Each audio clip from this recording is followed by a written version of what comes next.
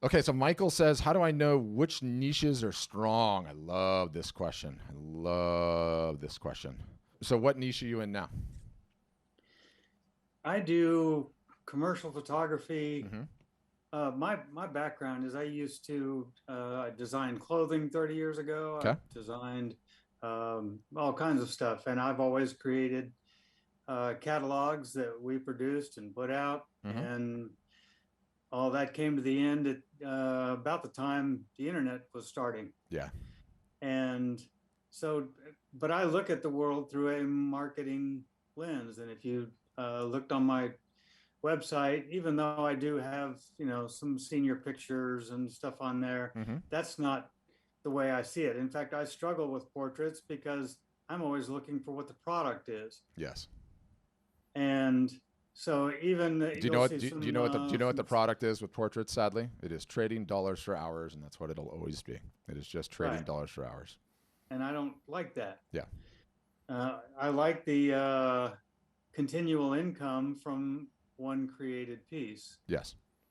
Although I could go on a serious rant about how 90% of photographers that are doing portraits in the slightest are leaving so much money on the table, it's despicable. So I could go into that one if you're so inclined. But the question of niche selection is like a really interesting one, right? And 90%, not even 99% of people do, and I think this is just human nature, especially as creatives. And I'm a mild creative in my own capacity, so I think I can understand it. What do? We are like, you know what I'm going to do? I'm going to go out and create what I want and what I'm passionate about and what inspires me. And then I'm going to go see if there's a market for it, right? And maybe there is, and maybe there's not. And maybe it sells a little bit, but it doesn't map to my expectations. And maybe it's a complete dud, or maybe it's a home run. That's one part of it, right?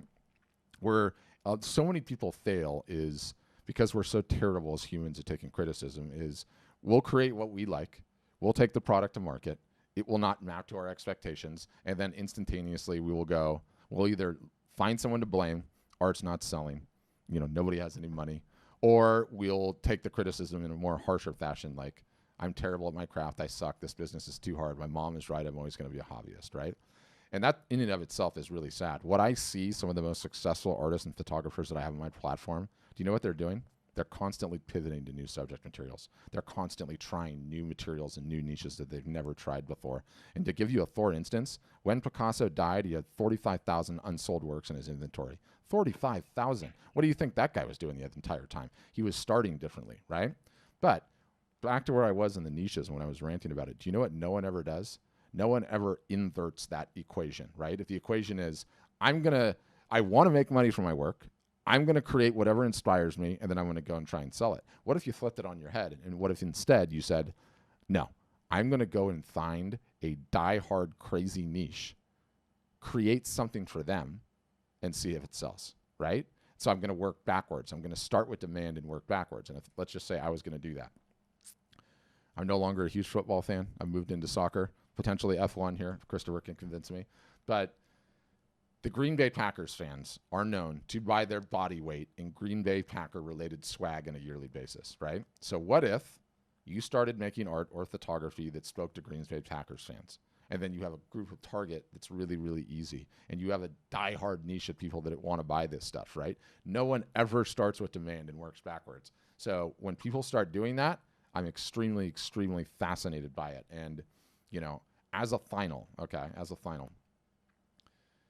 really good photographer, landscape guy, kind of does like the bridges in his town and cool like nightscape buildings and such, usually with water, and they're kind of just like landscape photography of buildings and bridges in St. Paul, Twin Cities.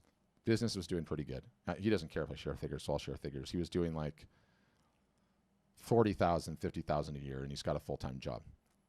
His other passion in life is going into theme parks. Okay, a certain theme park that will remain nameless. It might or might not be based on a mouse, and going in there and taking photos of the rides, exhibits, whatever you want to call them. Right now, his business is at $165,000 a year or $150,000 a year because of how well that stuff is selling.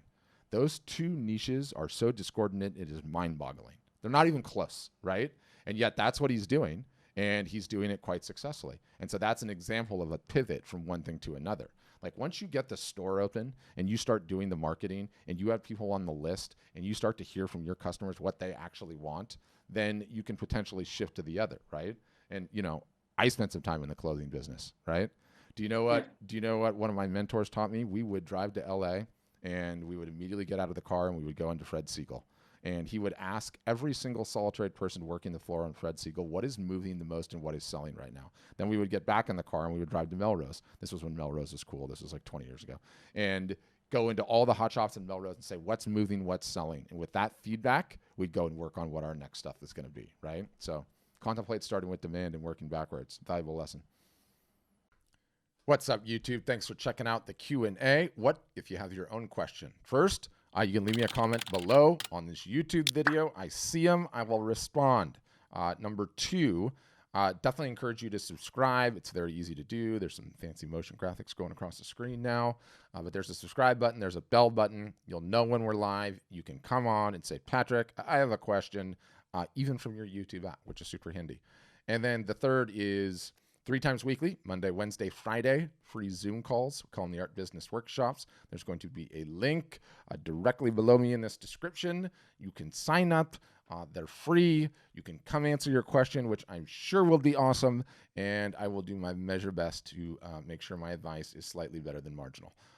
No, but in all seriousness, I'll take a crack at answering it. Thanks for checking out this video.